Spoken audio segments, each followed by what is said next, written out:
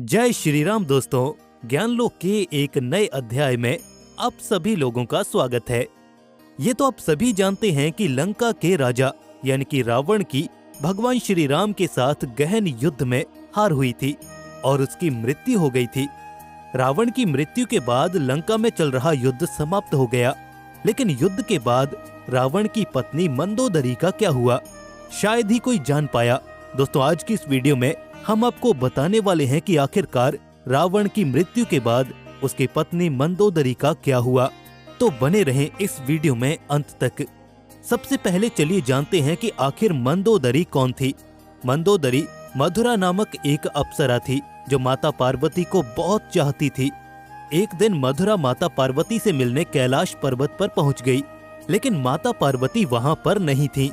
वहां पर मधुरा ने भगवान शिव को देखा तो वो उनको आकर्षित करने लग गई। मधुरा ने पूजा शुरू कर दी और कुछ समय बाद माता पार्वती वहां पर पहुंची तो ये सब देखकर उन्हें बहुत ज्यादा गुस्सा आया।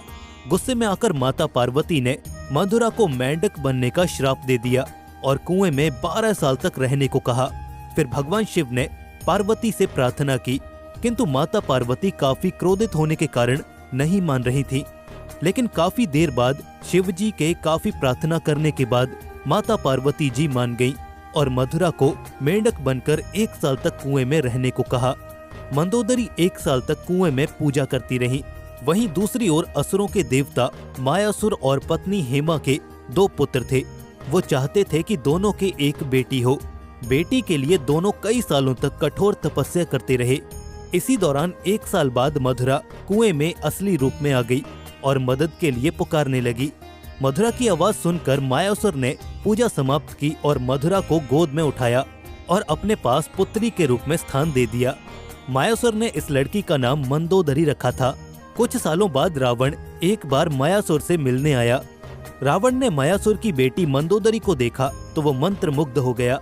रावण ने मायासुर से कहा कि उसे मंदोदरी पसंद है और वो मंदोदरी के साथ विवाह करना चाहता है। मायासुर ने मना कर दिया तो रावण ने जबरन विवाह कर लिया। विवाह के बाद दोनों के 3 पुत्र हुए।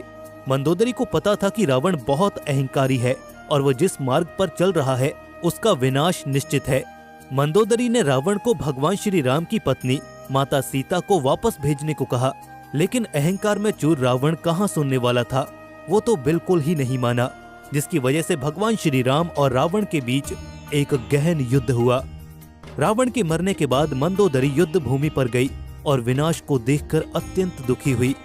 भगवान श्री राम ने लंका का राजपाट विभीषण को सौंप दिया। रामायण के अनुसार भगवान श्री राम ने मंदोदरी को सुझाव दिया कि वो विभीषण से विवाह कर लें, क्योंकि वो अब भी लंका की महारानी है। ये कहकर भगवान श्री राम वापस अयोध्या लौट आए। इस घटना के बाद मंदोदरी काफी ज्यादा दुखी हो गई थी। कहा जाता है कि उसके बाद मंदोदरी ने खुद को महल में कैद कर लिया था।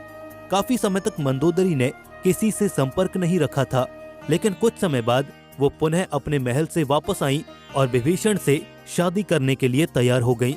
इस प्रकार विभीषण और मंदोदरी ने पति पत्नी के रूप में मिलकर लंका के राजपाट को आगे बढ़ाया। दोस्तों, इस घटना में जो भी हुआ था वो सब एक विधि का विधान था। ऐसा होना निश्चित ही था। तो दोस्तों, क्या इससे पहले आप इसके बारे में जानते थे या फिर नहीं? हमें अपने विचार नीचे कमेंट सेक्शन के माध्यम से जरूर प्रस्तुत कीजिएगा। हम जल्द लौटेंगे एक और नए अध्याय के साथ। तब तक के लिए जय श्री राम।